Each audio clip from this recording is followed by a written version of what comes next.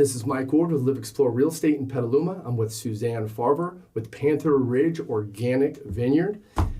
And this is the Ward Report.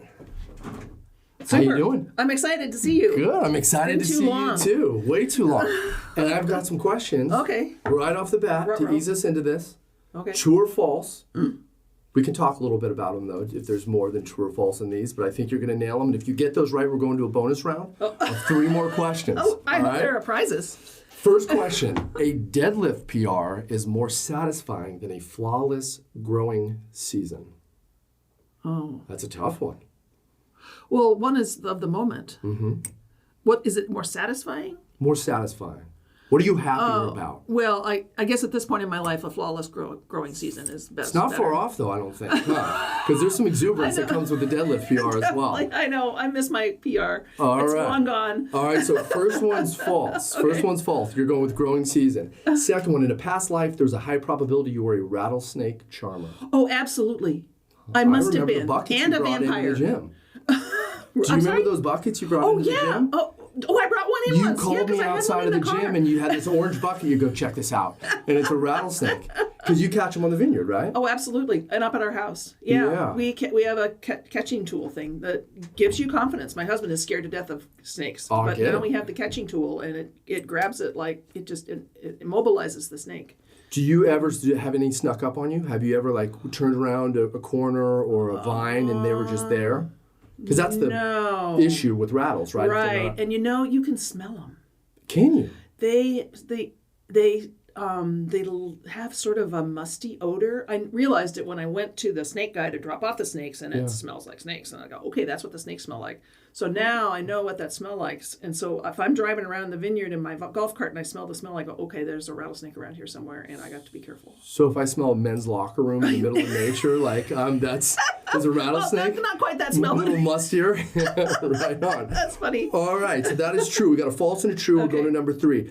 The idea behind the Latin phrase in vino veritas has ended many marriages throughout the history of our civilization. True. Very true. I'm sure that's true. I knew Even though my Latin teacher died and I really didn't take Latin, but I didn't either. But I was a Catholic schoolboy, so they weren't talking about wine, but in wine brings truth. Right. Yeah. I got it. I knew you'd know that. Exactly. You are an art collector. Although growing grapes and painting are different modalities, they are both forms of art that must have a talented artist at their helm to produce a product or piece that is universally revered. True. Very true. But the art goes into the farming as well as the winemaking. So we'll talk about that. And we'll talk about that. Mm-hmm. And you are both worlds. Yeah. We'll talk about your art. Mm-hmm. I think you're art director at one point in Aspen. Mm-hmm. Yeah. And I'm interested in that. That was so fun. Yeah, it was 8 years, 9 years? 7. 7 years. Mm-hmm. And you still an art collector today?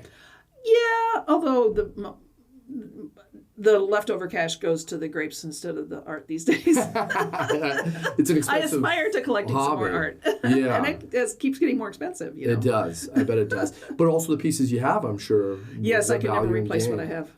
Do you ever trade out a piece? Do you ever? That's often what we did. What I've done is I'll fall in love with something and then have to sell something else as a result, and then I regret that for the rest of my life. Do you? Yeah. I sold a really cool Ed Ruscha painting that was the lights of L.A. Yeah. And the grid of the L.A. lights, and on he writes on his paintings. They usually have letters, and it said, "Went out for cigarettes and never came back." No way! What a cool piece. I don't have that painting anymore. Do you become emotionally connected to a piece? Oh, definitely. You do? Oh, yeah. Yeah. Yeah, just based on the it's like it's an addiction. It's like you're lucky it doesn't leave marks on your arms. It's a cool addiction. Yeah. Mine are t-shirts, hats, and or shoes. Oh, he probably has so some cheap. cool ones. Yeah. Last one. Okay, well, we're still the questions. Yeah, last one. Then we're going to bonus. We got 3 bonus. Vines and grapes are no different than humans and can be affected for better or worse by energy, compassion, and the environment that surrounds them. Absolutely. Yeah. Yes, true. How about the energy aspect? Because environment's, that's an easy one, right? Like weather and soil. Well, of course, that people, you're starting to get into things that some people believe in, some people don't. Yeah. Since I'm farming not only organically but also biodynamically, that was and it's also called traditional farming, regenerative farming. But a lot of the principles were brought about by Rudolf Steiner, who started the Waldorf School, and so some of it involves doing certain actions in cycles with the moon and the planets. And one of the things I do is I make a fermented weed tea to fight weeds. We can talk about that later. Yeah, I'd love to. But you're supposed to spray it when the moon is in Cancer. Got it. So you follow there's directions. the energy. Yeah. People go, that's really crazy. But I'm going, well, I'm going to spray it anyway. So maybe I should spray it when the moon is in Cancer. Yeah. And it works. And they've done a bunch of research with plants, at least indoor, with music and talking to them and the effects on that. Yeah. And plant is a plant, a vine is a plant, you Right. know? Just a very fickle one. Right. And so they're absorbing all kinds of energies from the solar system that we don't understand. Sure. And aren't really sensitive to anymore. Yeah. So the Native Americans probably understood that a lot better than we A do. lot better than us. Yeah. Okay, you made it to the bonus round. All right. Oh, no. Not many people do. You did. All right. You're just saying that. No, I'm telling you. They all do. You're right. You're shipwrecked on an island with a record player powered by the sun, and you get one vinyl album. I'm obsessed with vinyl, and I know you had a stage with vinyl in your life. Mm-hmm. What would that album be, and why? Well, ideally, now I like to listen to mixtures of different The Spotify musicians. effect. Right. Yeah. I always ask for more random. So that's a hard question. But when you said vinyl, the picture that came into my mind was the Yes album. And memories of lying out in the sun when I shouldn't have been because I'm blonde and freckled. Yeah. When I was in high school trying to get tan and all I got was sunburned. Yeah. Listening to the Yes album. Okay. So there you go. And That's it where brings I go. you back to that time, right? Yeah, Which music does. Yeah, For right, all of us, it brings you back to the moment. All right, good answer. You are going on a 30-day juice cleanse. What is your death row meal? Really? Yeah, I know you're not going. I'm not going to do that. Does that include wine? No. You're going clean. You're going 30 days clean. 30 days? So include some wine in that meal. No, but What's your last hemlock. meal? Yeah. So that I wouldn't have to do it. Taking yourself out. That's a smarter Absolutely answer. not. Done doing it. False. Would there be no option for false this time? What would you eat? What would your and you can take it from restaurants. You can cook it. You can have wine with it. You can have whatever. With your last. I would say beef bourguignon, except I messed it up last night and just overcooked it and it was terrible. So not that. Duck breast. Okay. Tacos, duck breast tacos. Ooh, all right. Yeah. Anything With that accompanies it? And wonderful slaw and all the accoutrements that go with those kinds of things. Wonderful. What are you Creme drinking fraiche. with it? Oh, Pinot Noir. Absolutely. Pinots. Probably mine. Okay. I hope. It's a damn good bottle. You better. Creme fraiche as well. I love creme fraiche. Yeah. Right. I never tasted creme fraiche until my wife came into my life. And she puts it on I know. everything. Yeah, guys are into sour cream and women bring in creme fraiche. It just sounds fancier. Yeah, it just tastes a lot better. It does. It is really good. Last one, and then we're going to go to the meat and potatoes. You can live without working in any city in the world for 6 months. Where and why?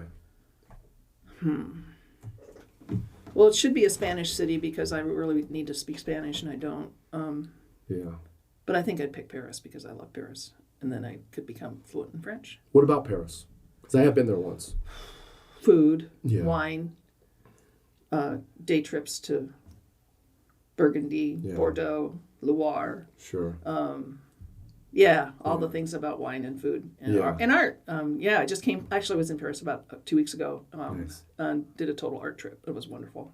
God, So, it was just never ending with options of that. And the music on the subway, that was the thing that I loved the best. I don't remember music. Oh, there was like, I love the Metro there. Full like orchestras. Down below because of the sound. I mean, everywhere we went. I wonder if that was just our Maybe luck. it's because I was there in January. Maybe, yeah. Because it was so not as conducive to city. Yeah, there'd be a whole scene. Everyone would be gathered around and hanging out. Oh, neat. It's an amazing city. Awesome. It is a big that's city great. though. Yeah, it is. Yeah. All right, let's go meat and potatoes. Let's go moment and circumstance that inspired you to start your journey with the vineyard. Like, was there a moment? Was it a... Well, sort of. I mean, there was a lot of background in the fact that my dad collected French Burgundy back when I was growing up in Iowa, where there were state-controlled liquor stores, and it wasn't easy to collect French Burgundy with a state-controlled liquor store. No. And he would buy those half-gallon. You probably don't remember. You're too young. Like half-gallons of Gallo Hardy Burgundy. Like the Carlo Rossi? Right.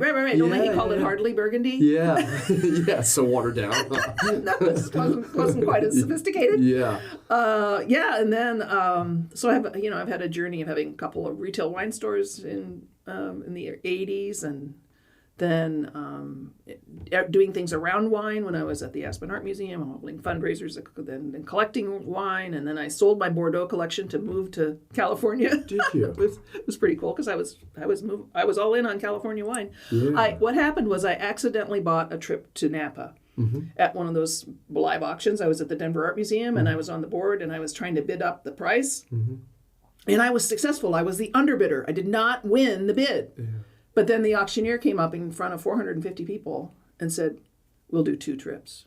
Oh, just pressured you in. So I said, well, I guess the family's going to Napa. Yeah. So we went to Napa in 2010 with my husband and my 2 daughters and their spouses or their significant others. And we had a wonderful time. What a fortuitous event. And we went,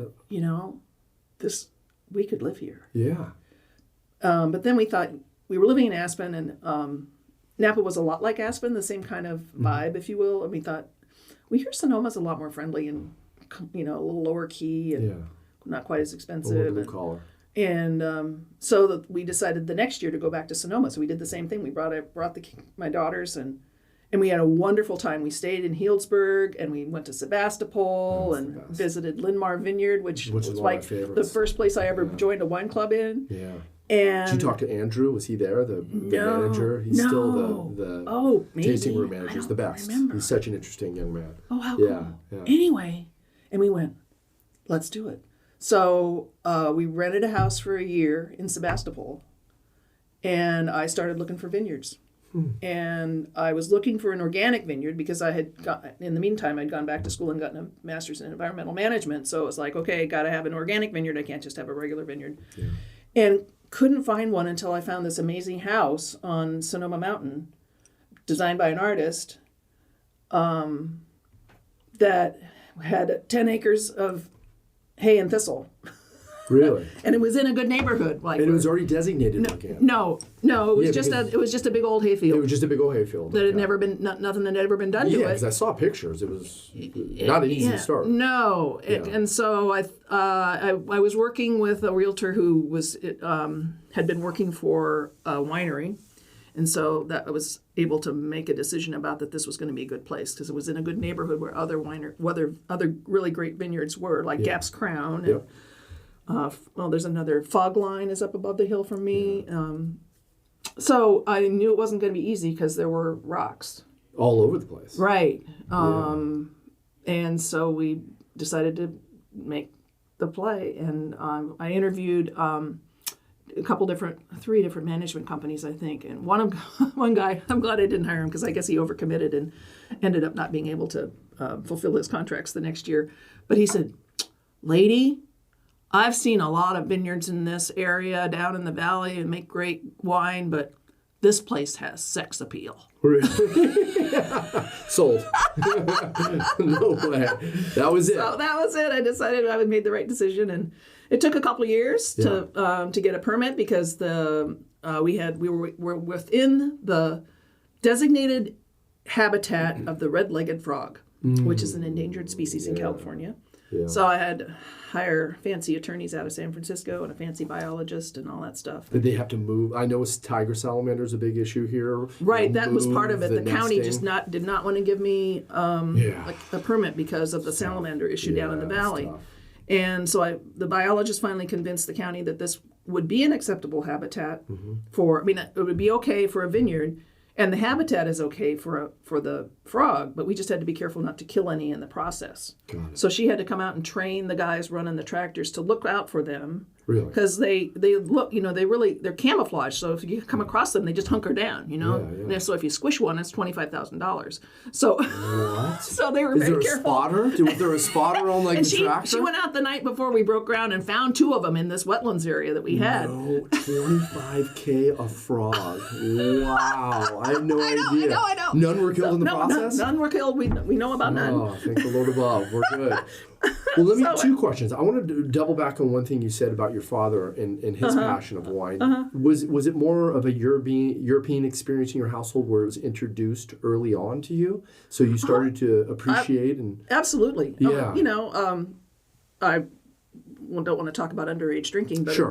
Yeah. I was able to get a sip here and there as time went on. And he showed you the art form and right. so you created a passion and love early on that way. Yeah, and he had like Nuit Saint Georges and Beaujolais and other lovely French wines. I can't remember exactly whether we certainly didn't have Domaine de Romanée-Conti, which is the Hotsy-Totsy one, but got into that when I had my wine store. And that style, though, of introduction seems to be such a more effective one. And if you look at European cultures in the United States and holding off until you're 21 and then kids going off and just going nuts or being introduced early, it seems to be a very, from addiction rates to everything else, very effective way. Yeah, because it was part of our meal, And we traveled, too. We went to, when I was young, we went as a family to France and Italy and stuff like that. Yeah. So Italy's those table wines in Italy and those pitchers. Yeah. Oh yeah. You spend like $8 a pitcher, and it's as good as anything you can drink out here with no hangover.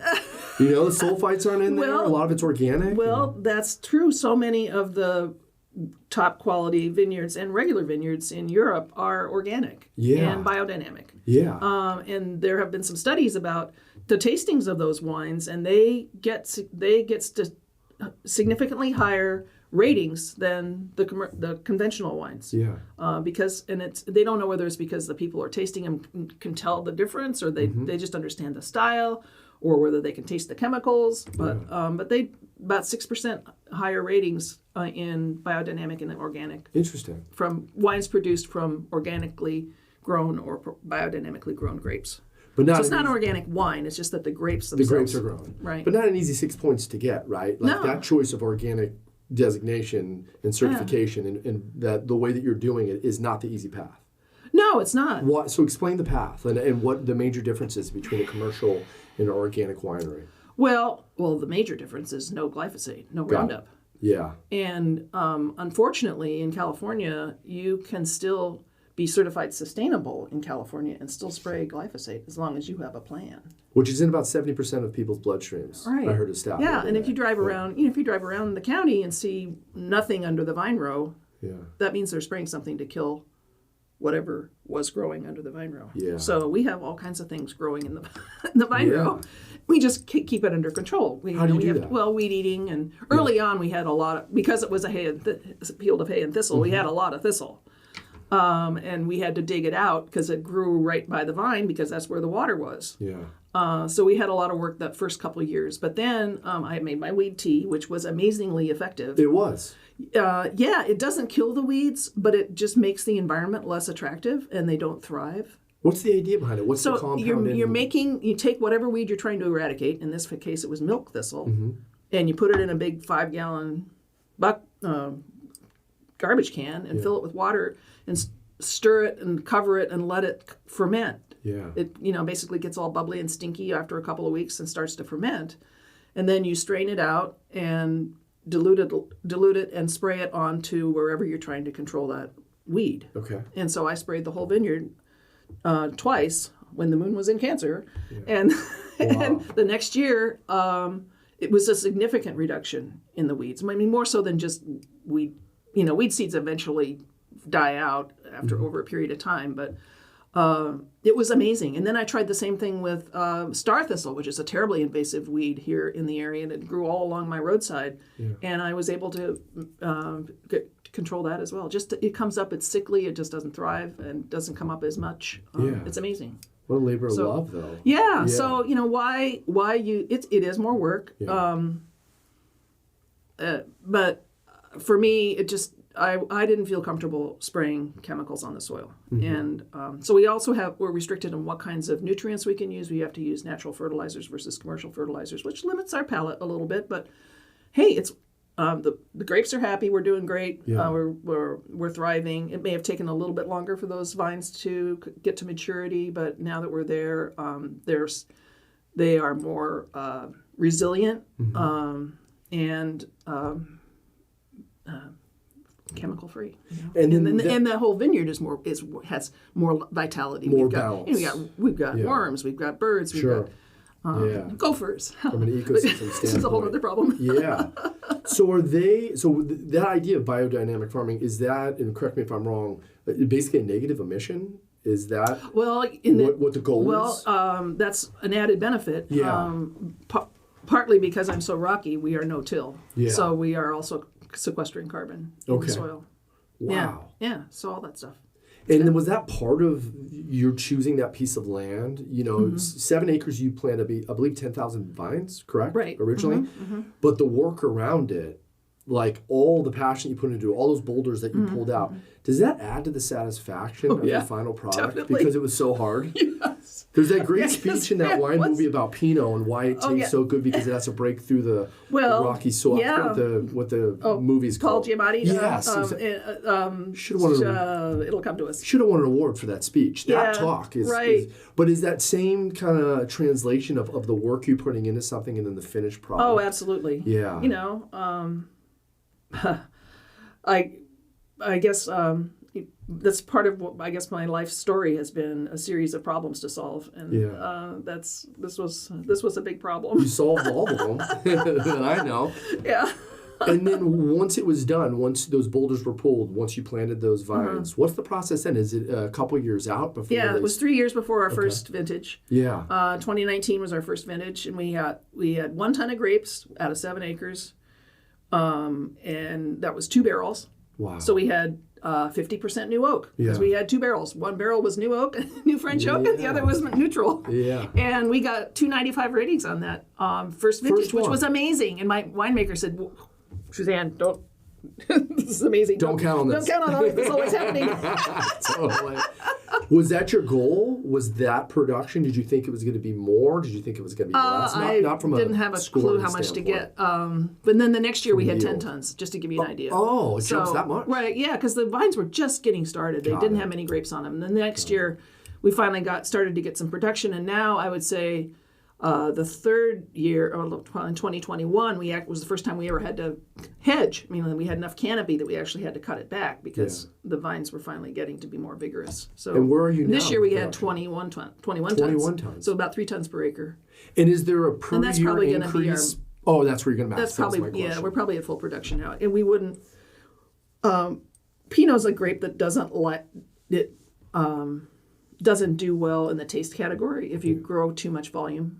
So if we got 5 tons per acre, it wouldn't taste as good because the grapes would be, the flavor would be diluted. Got it. So you really, we go through and drop crop, and then a lot of wineries do. The finer wineries do where we... And it's diluted because it's pulling the nutrients from the soil and it can only distribute so much of those nutrients in good soil to each vine. With all the energy going into the grapes gets distributed into more grapes. Got it. From the vine itself. From the vine, yeah. Right. Okay. So if you have fewer grapes, then you're going to have more energy going into those grapes, and then they'll come to maturity more evenly, so you'll get a better quality flavor versus you might have other grapes higher in the vine that are not as ripe, and they'll get picked with the harvest, and then that decreases the quality of your vintage.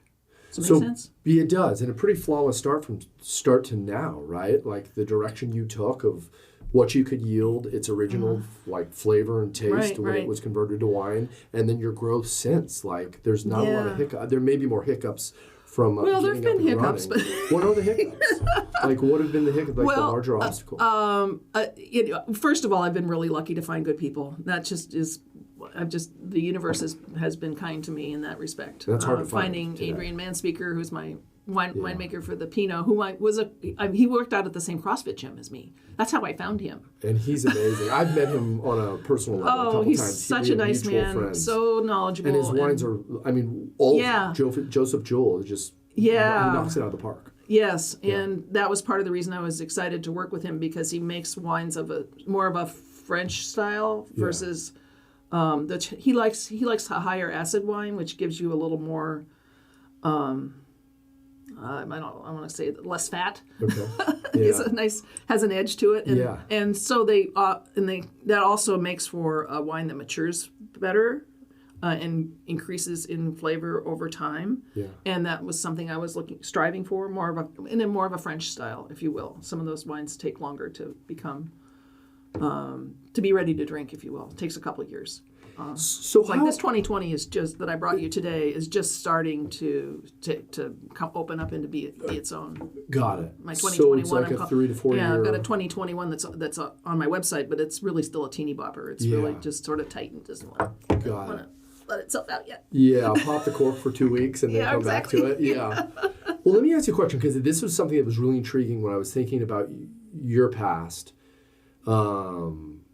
And I'm going to actually sit back and kick your feet up. I'm going to talk about your past for a second. Then it's going to go back into your partnerships, because I'm really interested in when you partner and choose a winemaker.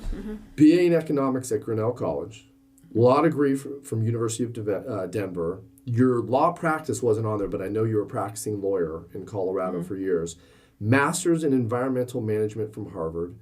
You've written 2 books, Mainstreaming Corporate Sustainability and Pathways to Success, which I didn't know. I didn't know any of this stuff. That's a case study book to go with the textbook. Great reviews on Amazon. Oh, thank you. Yeah. Good. So, executive director of Aspen Art Museum, 8 years as an instructor at Harvard, vineyard owner-operator, chair of the board of directors for Presidio Graduate School, and most importantly, an absolute badass with a barbell in your hands, which I've witnessed personally. You're so cute. So that kept me sane. Well, 2 things on all this, and why I have such a admiration and respect for you is in our relationship, and I knew you pretty solidly for about 2 years, maybe around there. Yeah, I was so glad to find your gym. It was such a wonderful experience there. Well, and you were such a big part of it, but we would have these wonderful conversations, but you never inserted, and I have such a respect for this, any of that in there. Well, you know what I mean? Like, we've so often with background. Do you know what I mean? So it's like, but like so often people insert. So we talked art because I knew you collected and this and that. But like when I did this research and I found all this, how amazing your background is, I just appreciate you even more that it was never brought up. But with everything that you've done, you've had an ability to really dive in and be successful at so many things. I'm going to tie this back into Adrian and Linmar and choosing a winemaker. I am what they call a bit of a control freak when it comes to a finished product, right? Okay. I want my hands on it. I want to be part of it because of the passion and energy I put in it. I want the next person to have that as well. With all your success and you growing the grapes, how in the hell do you just hand the grapes over to someone else and say, I hope it goes well? Well, how do you do it mentally? Well, I don't. Yeah. Okay, you don't. Well, good. That's what I want to know. So what's the process when you talk to Adrian, when you talk to Linmar, when you talk to Brooks Note, which is another one I haven't had. Oh, yeah. But you're partnered with Gary's Brooks Note. Great tasting room in Petaluma. What's the process and how do you wrap your head around the things you can't control in the final product? Well, I had much less control at Linmar because they don't... and Pete Sorgel's terrific. He's a wonderful winemaker. And the reason I ended up with them was I took Anisha Fritz teaches a wine entrepreneurship class at Sonoma State several years, I guess it was 2 years ago. All of a sudden I was freaked out about, now that I was starting to make wine, the expenses were a lot different than I was just growing grapes. So I was nervous about how to put those spreadsheets together. And so that forced me to go do that. And so I had to put a business plan together. And when I made my final presentation for her class, she emailed me the next day and asked if she could come visit the vineyard. Oh, wow. And I was like, whoa, holy shit, can I say that? Yeah, you can say it as much as you want. Come. There's no kids listening to this podcast. She came out with Lynn, her husband, and Pete Sorgel, the winemaker and their vineyard manager, and they decided to buy grapes from me. And I was going, oh my gosh, this is like a pipe dream come true. It's literally one of my favorite wineries. Yeah, well, I mean, the organic garden. It was the first wine club I ever joined. It was like, oh my God, yeah. I was like, whoa, this is so cool. Such a cool feeling in that wine. We go there. When we go, that's one of our must visits. Is Linmar. Wonderful winery. It's such a good vibe. Yeah. So anyway, but I couldn't sell them enough grapes to be a vineyard designate, if you will, because they have a pretty large wine club. So they were just putting it into the rest of their whether it went into the Russian River or they don't make a Petaluma Gap blend, so I didn't have much control over that. But for Adrian, we worked together. I had a French consultant for a while who helped me get started in the biodynamic farming, and also he was also knowledgeable in making wine from a biodynamic perspective. So he worked with Adrian a little bit, but for the most part, Adrian made his own decisions. He makes his own decisions about fermenting and all that stuff, because I don't have that knowledge. But when it comes down to putting the blends together, I mean, I have some different French oak barrels because of this wine consultant who recommended some particular forests in France that have turned out to be just wonderful. And Adrian has some other barrels that he's been working with for a long time. So when we put blends together, we'll put different combinations together, and we'll find one that he likes better and one that I like better. And then his blend will go into his Joseph Jewell with Panther Ridge on the label, and the other goes into my Panther Ridge bottle. So we're tasting probably throughout the year. He invites me to come over and we'll taste wines out of the barrel and get an idea of how the vintage is going. And then, like I said, when we finally put that final blend together, I'm very active in deciding what it's going to taste like. Because I really like an earthy, like often style. We get like we like to call it forest floor or mushroom or that kind of thing. But also I really like a forward fruit on the nose, and a nice acid balance. Yeah. And then for Gary Brooks, who makes my rosé, which is another story, that when I took that class from Anisha, my classmates all said, "Suzanne, you should make rosé, so you'll have something else to pour instead of just Pinot." I'm like, "Oh, that's a great idea." So we took one little block that didn't mature at the same time and decided to pick that a little early and make rosé. So this is an intentional rosé versus a lot of wineries make rosé where they just sort of drain off some of the juice from their red wine early, right after it's picked, and they'll make a blend together of that, and it'll be wine that was picked maybe at a higher sugar level because you're going to make red wine out of it, so it's going to be higher alcohol. And then they'll have to add water to make rosé because they don't want that rosé to be 14% alcohol. So that's why a lot of those rosés don't necessarily have as much flavor. We pick the grapes right at the right time with the right sugar levels for the grape, and then stomp on it a little bit and let it sit on the skins, and then drain it off carefully, put it in the press very gently, and make our own rosé that ends up being closer to 12 or 13. Well, this is 12.8% alcohol. So it came out great, and Gary makes a lovely wine.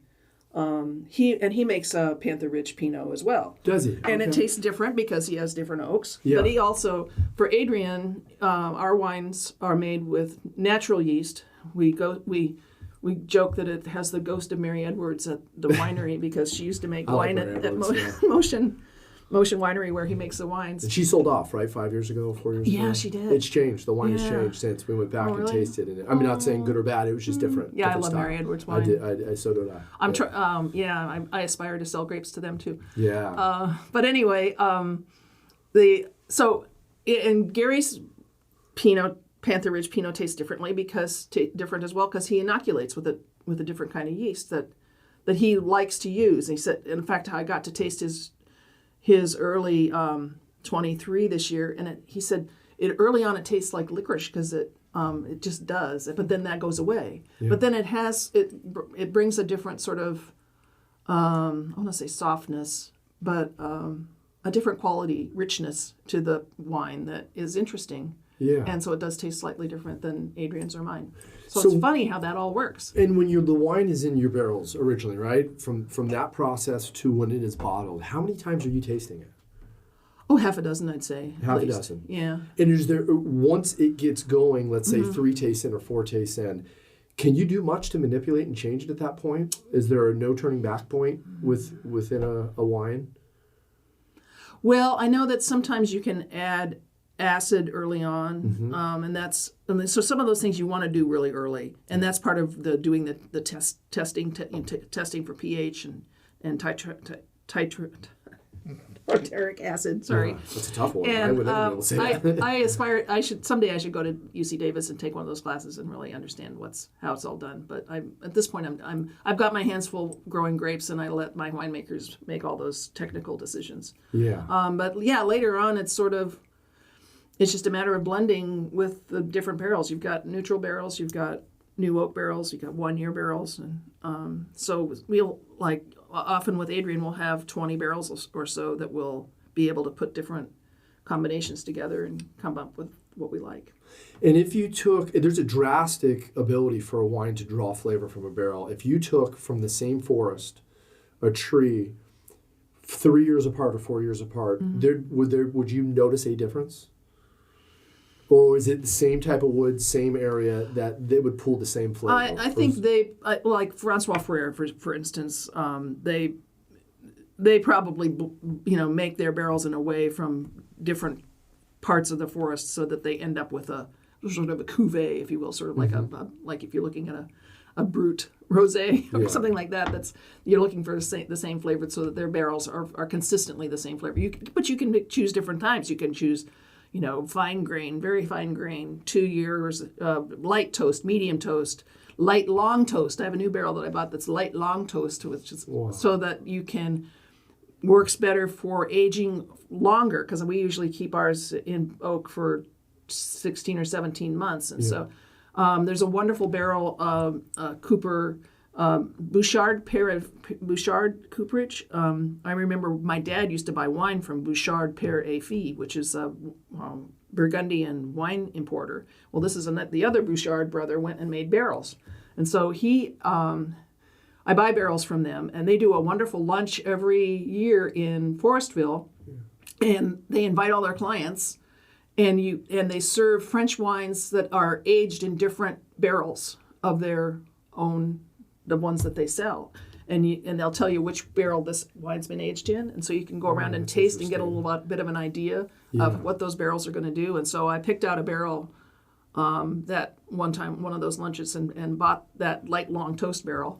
And that's in the mix now. So it's going to be fun to see whether that continues to be in the mix or whether we still stick with our old tried and true Francois Frere, very VTG 2-year medium toast.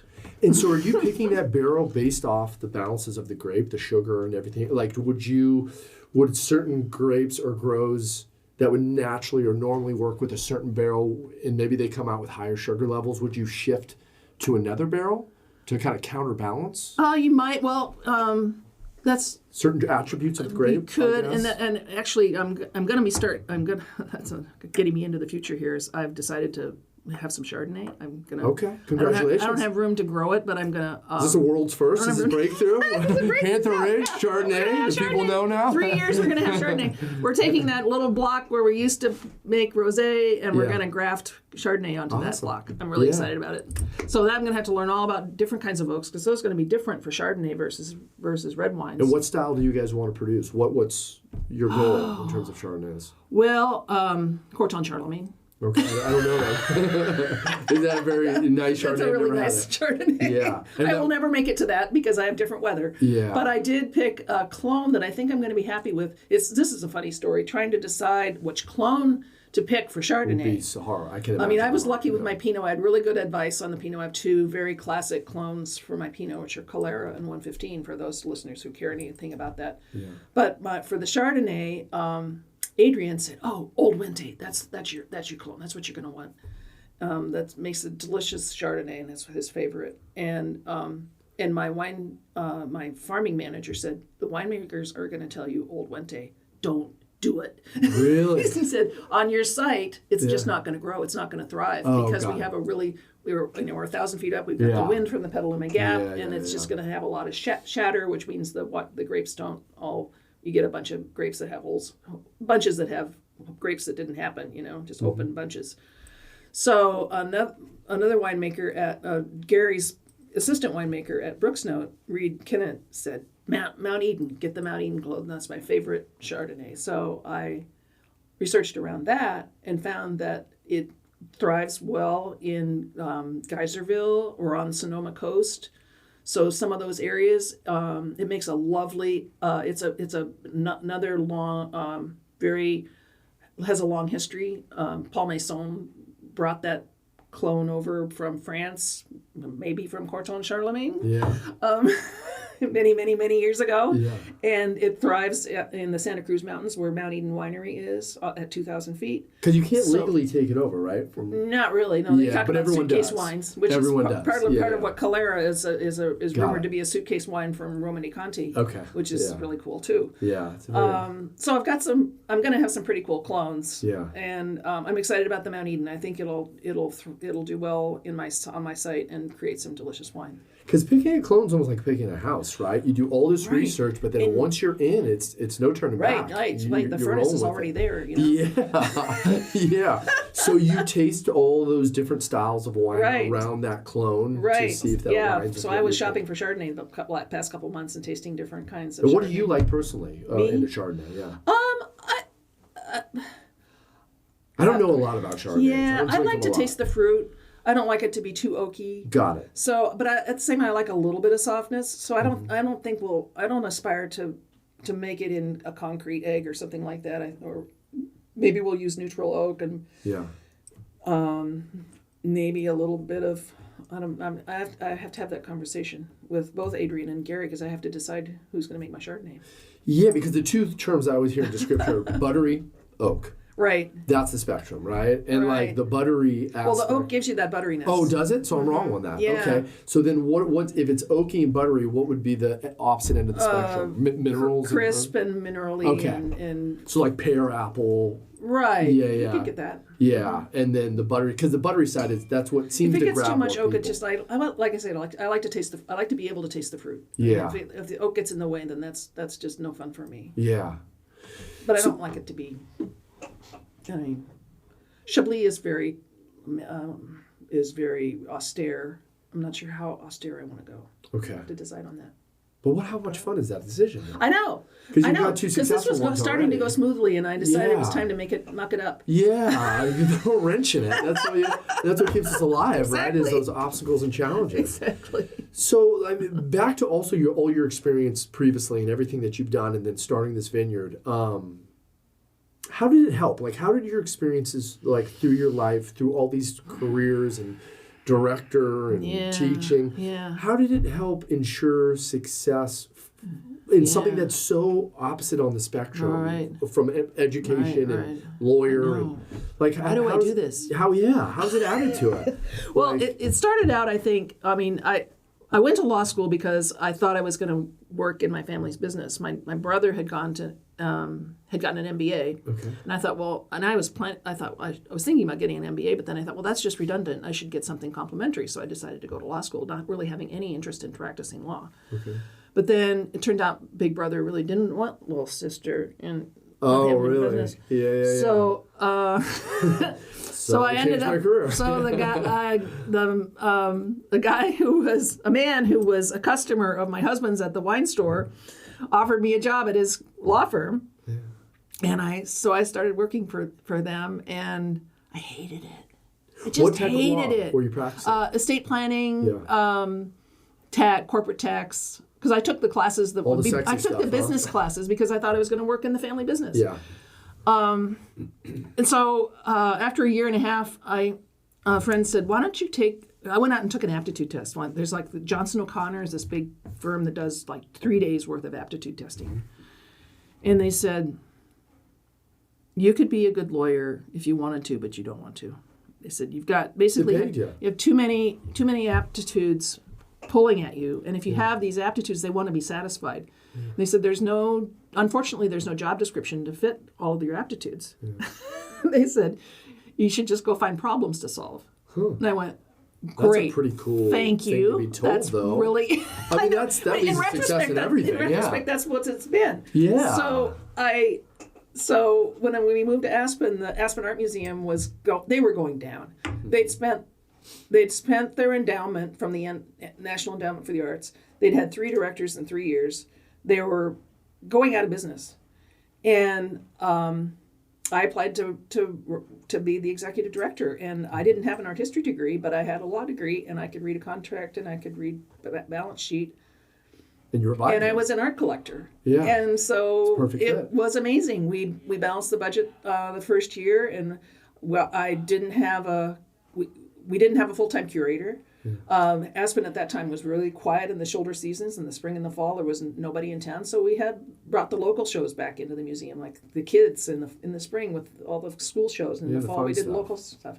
And then I hired museum curators from like the Museum of Modern Art or the Whitney Museum or the National Gallery to come and do a show for $10,000, and we do a catalog and all the collector stuff. This was fabulous. Yeah. So we were able to do that and have a lot of fun, and lots of artists love to be in Aspen because who doesn't? So that was a big problem that we saw that came together, and it was just a matter of finding people who cared, and I just love working with smart people, and I guess that's what the common thread has been in everything I've done in my life is it's a problem that has to get solved, and then find the right team to make it come together. So you're a connector. Right, I guess. Yeah. And then 7 years later, it was running smoothly, and I was like, well, this isn't fun anymore. Yeah, no problems.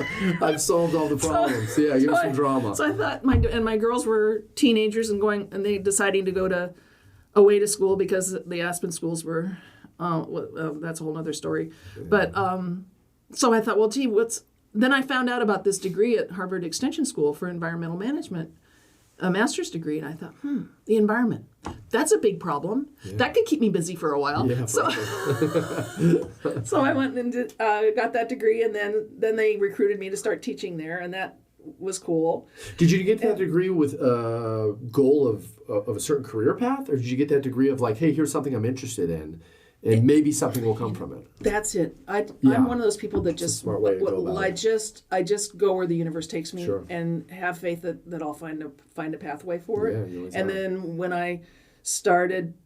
I was taking classes there, one of my teachers asked me to help him be his TA, and then he asked me to help teach a class, and then he got caught plagiarizing some material. So Prof, come on. I took over the class. Yeah. With another professor, and then I had to rewrite the textbook because it was all plagiarized. No way. So that's how I ended up writing the book.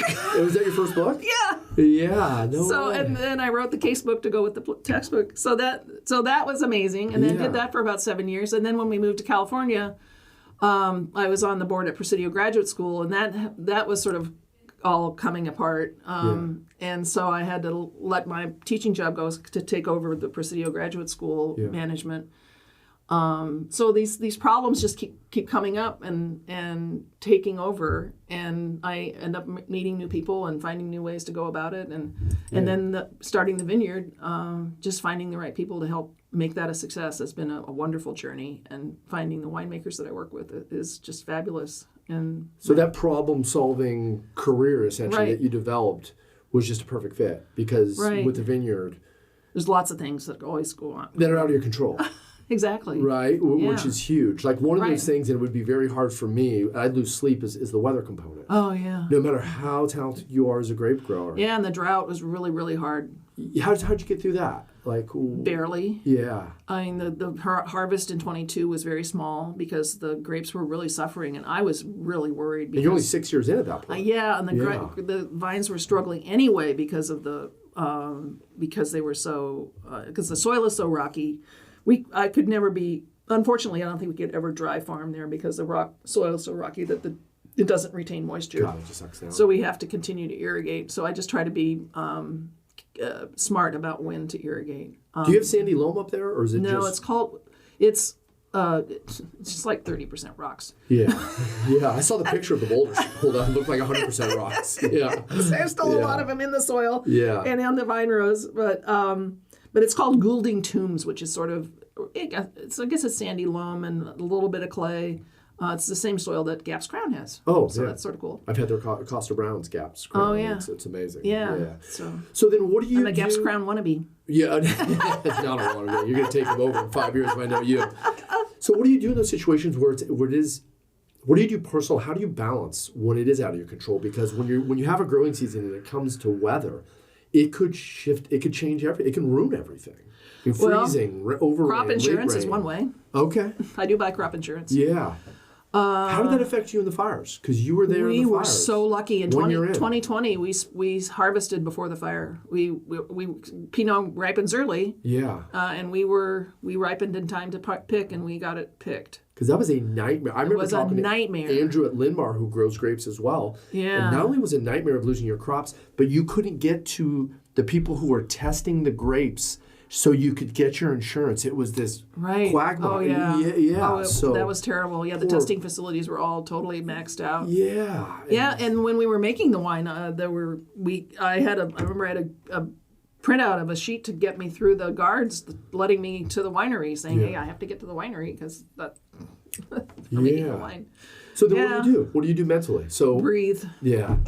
You meditate, you work out. I know that. You're very physically fit. All that stuff. Yeah. Yeah. Work out and breathe. Yeah. And just let it be. You just have to. You just have to keep do the best you can. Yeah. Yeah. And so what did you do in that year? So in that year, well, you said 17 there was a fire as well. We had to evacuate. In 20 or 17? In 17. Yeah. Yeah, with that was a Fountain Grove. Yeah, right? we had 3 dogs, 4 cats, and because they were thinking it was going to come up over the mountain. Right, I remember Gelati had machinery that was going to do a trench in front of Petaluma. One thing, I believe I had heard that. I don't know if that's true or not. But whoa. That's what, they were saying. If it came over the mountain. If it came over the mountain. I keep thinking, I don't know whether Jack London Park saved us or what, but it was really tight. How long were you out for?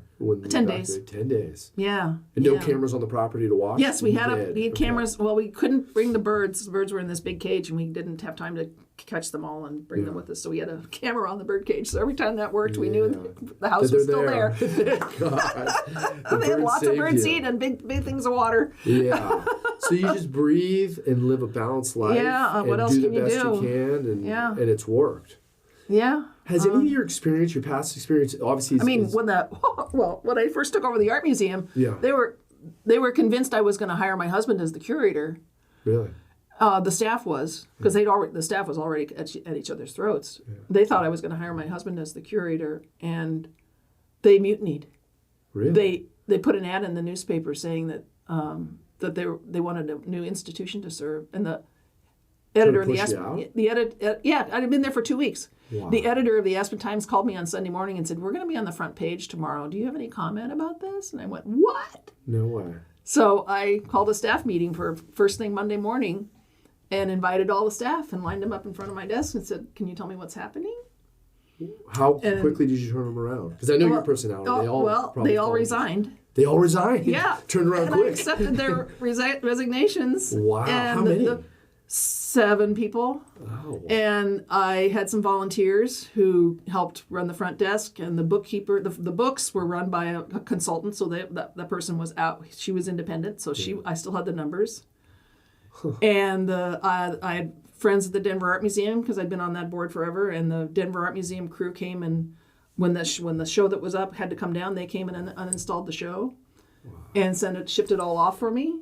And then then it was spring, and so we did the little kids show, and then by the time summer came around, I was looking for I flew to Denver and spoke with the director of the Denver Art Museum, and he said, "Suzanne, this is the best thing that could have ever happened to you." I said, "Are you kidding me? I don't have a staff." Mentally, yeah. I sat on the weekends. I'd be at the front desk with my 2 little girls in coloring books on the floor, and I'd be running the front desk, letting people into the museum.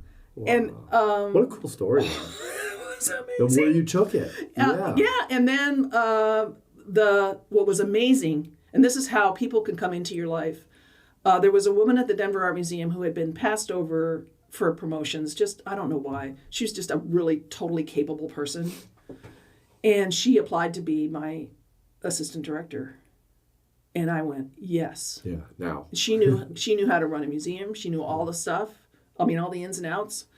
And so she moved, and she found an apartment like 2 blocks from the museum, amazingly, which you can never find any place to live in Aspen. It just all fell into place, and she came and was my right-hand woman. Yeah. And we just quietly hired more people. Some of the volunteers got hired. Others, we just sort of put it all together.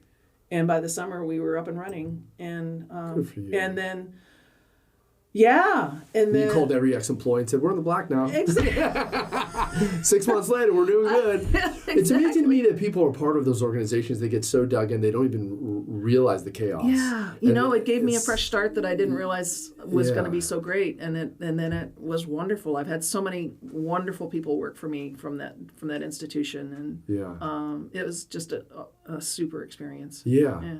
So all of that past experience has been overwhelmingly positive on the vineyard. Is there anything that's hindered you, or any of your past traits that you've grown within being a lawyer or running different organizations that maybe you've become over analytical on a certain aspect of growing or caring for vines? Yeah. Or has it been all positive? Oh, Yeah. many rocky places to go. Yeah. I think one of my challenges is I'm a control freak like you. Sure. I used to have a sign on my computer that said, "Ask someone else to do it." Yeah. That's great. Delegation is difficult. It is. So that's been something I've had to learn, and I think I'm getting better at it. Because then you delegate, and then you have to accept what that person does. 100%. Yeah. How have you gotten better at it? Like, has there been circumstances where you have delegated and it's turned out better than you've expected, or is there like? Or there have been times when I've delegated and then not been happy with the result. Yeah, which is the majority for me. Yeah. It's always a trade-off. You never know. So you just keep learning and moving. And who are you delegating to? Like, besides the that's part of the reason I stay small. Is that my goal is to keep my brand, and this is help me, Mike. I don't know how to do this. Yeah. Tell me. I mean, I want to make enough wine that I can sell myself and not have to hire a marketing person or hire a marketing department or have an HR department or all these other things. I'm trying to do it just all by myself. Yeah. And that's really hard. It is. I'm really at a point where how am I going to make this work? How do I need to? Because to tell you the truth, Linmar bought this Hessel Station vineyard in November of 2022, and that's coming up online now, and so they don't need my grapes anymore. They're going to go back to all estate wines, and so they're not renewing their contract for 24. So I've got some extra grapes. Yeah.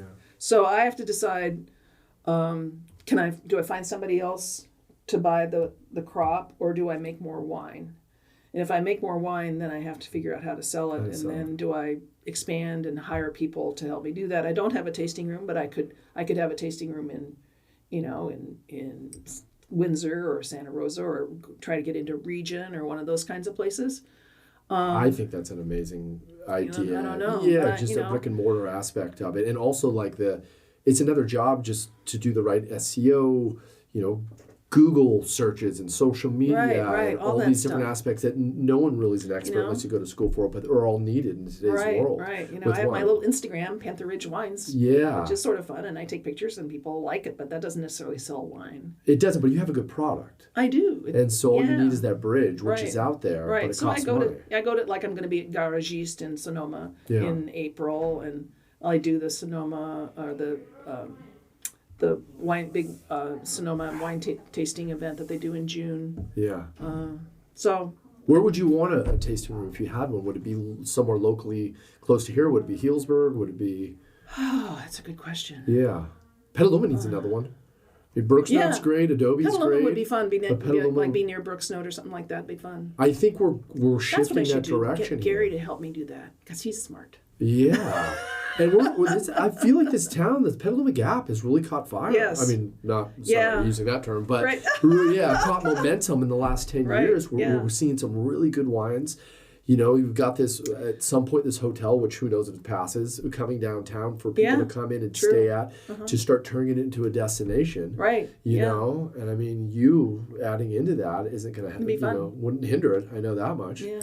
Would you want to take on that type of work? Because the passion of growing and the passion of retail are two different things. Right. No, I don't think I would have time to sit in a tasting room. I'd have to hire somebody to do that. Sure. So that's the question. Yeah, but that's your. Because I'm really out. I'm out there in the vineyard a lot. Yeah. I have a farming management company that does the actual farming, but I'm out there checking it out and making sure, figuring out what's going on and making sure that things aren't broken and making sure that things are getting fixed and pulling leads and. What's your favorite part of that? So when you walk through a vineyard, like what's your favorite part of the day? Oh, sunset when there's this wetlands where the frogs were. Yeah, There's this frogs. huge flock of blackbirds that comes and circles in and settles into the wetlands, little bit by bit. You know how those they swarm. You know, they go up and then they come down, and a few birds filter down, and they swarm around, and a few more birds filter down. It's amazing. And the sunsets up there are amazing. Oh, because you got the whole and my town one of my Labradors just she's my farm dog, and she waits on her pillow all day waiting for me to go to the vineyard. Yeah. And if I'm going, she just peels down the hall and is so excited to go down with me. And do you make that every night? Is that do you walk out to no. I a couple times a week or so, but we'll find a project and she'll go down and help me. So that's a part of the meditative, calming aspect of it, is having moments like that. Yeah, she brings her tennis ball, and we have to throw the tennis ball. Yeah.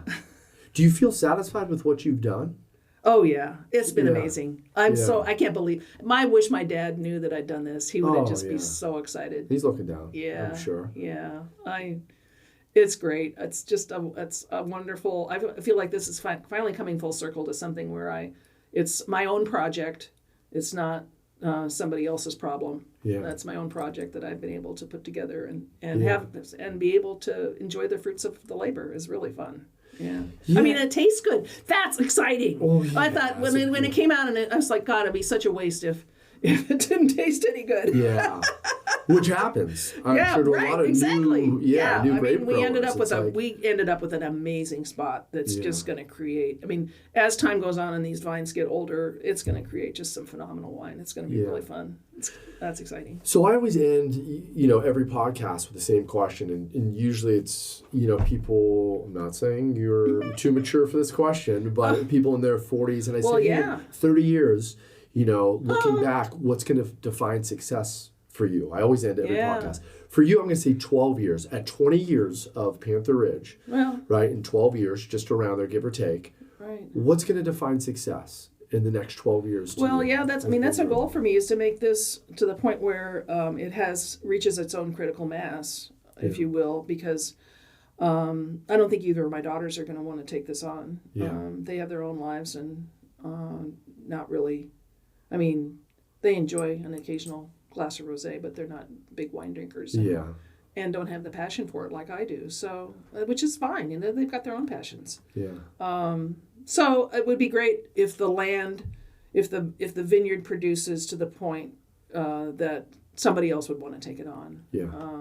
And that it would be and ideally that it would be taken on with the respect for the land that I have, and not just turned into a commercial operation, if you will. Yeah. How do you find someone like that? I don't know. Yeah. Yeah, it's a long ways off. The universe is in charge of that, you know? They'll show up then, won't they?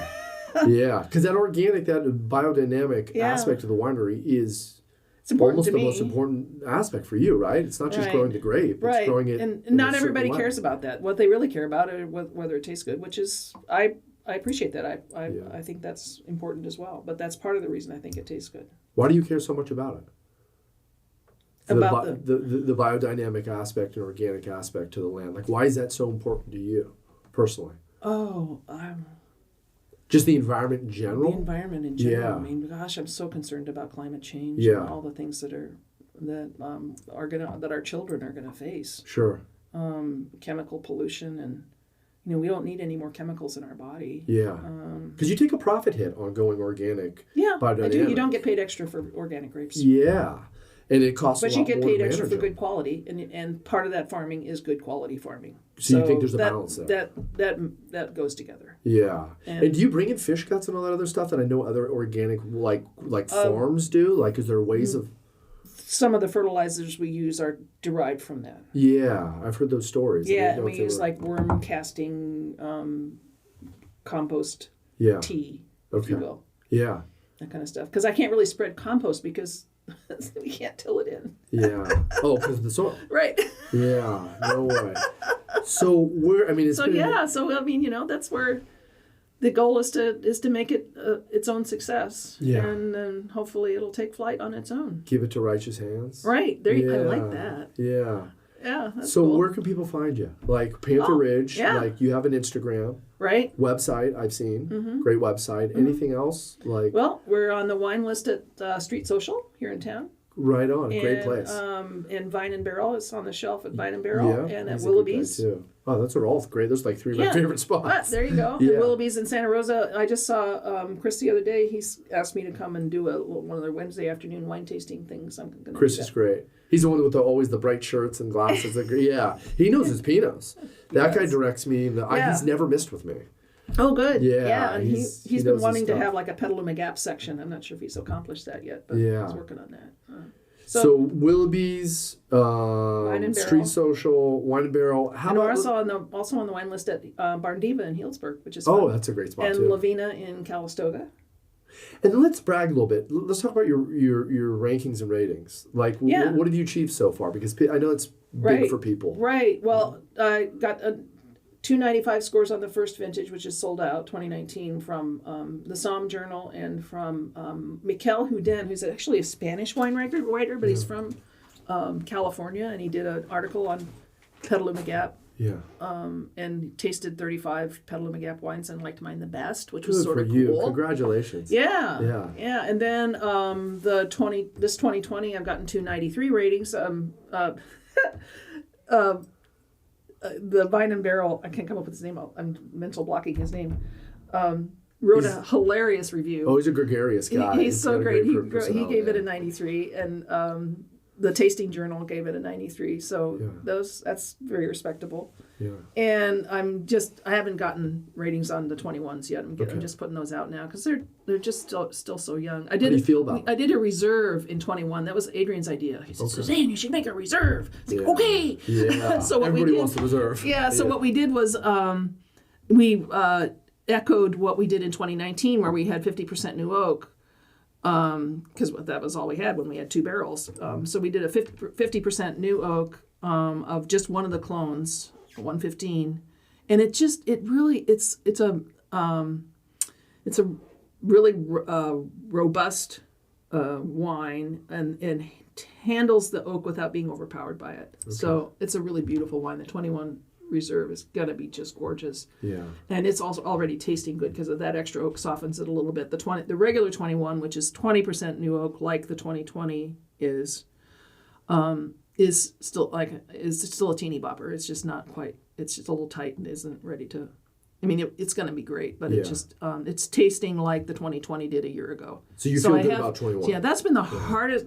What's the hardest thing for me is being patient. Yeah. Waiting for these wines to come up and be ready. I've decided I'm just going to wait to release the 2022 until it's ready because now that I've got some other wines that I can offer for people to drink, I don't have to let the ones out that aren't ready for consumption. And why make people drink wine that isn't ready? And is it a normal 3 to 4 years at your general? Well, part of it is the way we're making the wine and that it's a little higher acid, and so it takes a little while for those things to sort out and soften. Yeah. And the tannins we get are natural because of the Petaluma Gap. The winds come up from bodega and they make those grape skins thicker, and that gives us more natural body and acidity and tannin and it just comes from the grapes themselves. And Adrian says, "Wow, it's taken me a while to understand this vineyard that I don't have to add more acid because there's just a lot there already." It's got it already. Yeah, it's really cool. God, it's amazing. We've done a wonderful job. Oh, thanks. It's so cool to sit down. Really scary. I'm sure it has. But everything in your life, I feel like you've taken on has been scary at a certain point, and you've got past it all and turned it around. And you did it with this. Yeah, you thanks. know what's next? You're going to need another challenge. Chardonnay. Yeah, that's the challenge, huh? Picking the clone and then coming in, and then that will be what if you pick the clone 3 years from now. 3 years from now will be your so I have first to be vintage patient release. again. But that's quicker, right, than the Pinot. It doesn't have to sit as long, or will it have to sit? Oh, yeah, that's true. We'll be able to bottle it. Well, it'll still age in oak, but it'll come. But then once you bottle it, it'll be readier to drink, I think. Okay. Because after you bottle the Pinot, you really have to wait almost a year before it settles down. Yep. It gets a little bit of bottle shock and stuff, and just like, what did you do? Yeah, and that movie was. I was so happy in that barrel. That movie was Sideways. Sideways, yes. It popped in my head. Yeah, like 10 Paul minutes ago. I meant to say, and then his new movie. Anyone should see that. His new movie, The Holdovers.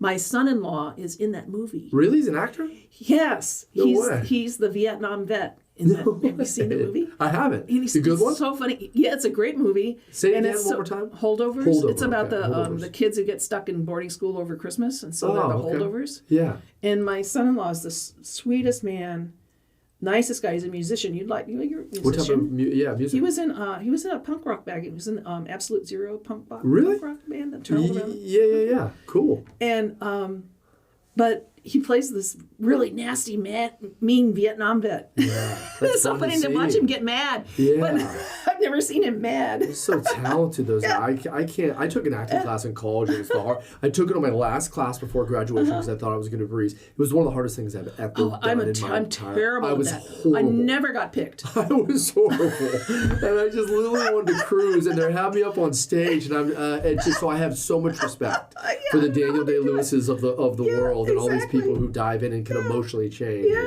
Yeah, that's cool. Well, I'll watch it just for him. Watch for Dan. Yeah. His name is Kevin. Okay. In the movie, he has a name. Where do they live? Are they local? They live in L.A. L.A. Yeah. Okay. Yeah. Well, guys, it's been great catching up. I've so missed nice you in my Mike. life. I've missed you too. Yeah, I know it's been 2 or 3 years, but I'm going to probably never go back to having a gym again. But it sure was. You were awesome. Thank you. It was a wonderful group of people. It was a special moment. Such a wonderful man and such a wonderful coach, and made us so all much. feel comfortable and safe. Oh, that's awesome. And challenged and motivated, and you always started the day getting people chatting, and then ending it with such a lovely I don't know. It's just always great to show up at your class. Yeah, I had another person from the gym. She owns a bartending cart that goes from wedding to wedding, and she just adopted a little girl. So we talked about adoption and her business, which was a really heartwarming conversation. Oh wow! And she was talking about the old days. She was there from 2012 or 11 to like 2016, and it's like it's so interesting. And everyone always says, "Hey, you gonna do a gym again? What do you think?" But like your old experience in businesses, there's a time and a place. And there's almost like this magic that's bottled for a certain period of time. Oh, that's funny. But it doesn't last forever, And I think you can go back and do it again, but it wouldn't be the same. Right. It'd be a different population, different way of doing things. The world is different. The environment is different. And I felt that 10-year run was magic for me. And there was an amazing evolution, the people I was introduced to. And I just feel so blessed of who I met. And you were a big part of that and all the different personalities. I don't know. I was just like one of those. I was the old lady who showed up. You were the old lady that showed up and deadlifted 250 pounds. So it didn't matter what your age. Lots of fun. But yeah, it was great having you in today. And I want to come up and visit. I'd love to see the vineyard. That'd be fun. Are you still doing puppies or no? I fostered a litter for canine companions over Christmas. They called at the last minute. They said they were low on staff at the Whelping Center, and would I take in a pregnant mom who was due on December 23? And I went, honey, would you like to have puppies for Christmas? Again? He said, sure, let's do it. So that was wonderful. It was just You do great. it all. They're so, you really do but it all. They're so cute. Do you still have them up there right now? No, I just had them for a week, and then I had to leave the country. But they just were short staffed over Christmas and needed some help, and so we had a batch of puppies. One of your many notches. Yeah. Well, thank you. And everybody check out Panther Ridge. Yeah, thank you. The wines are amazing. Your partners are amazing who are making the wines. I know lucky. the grapes are healthy and amazing itself. And I just appreciate you. Thank you so much for coming and taking the time. Okay. All right.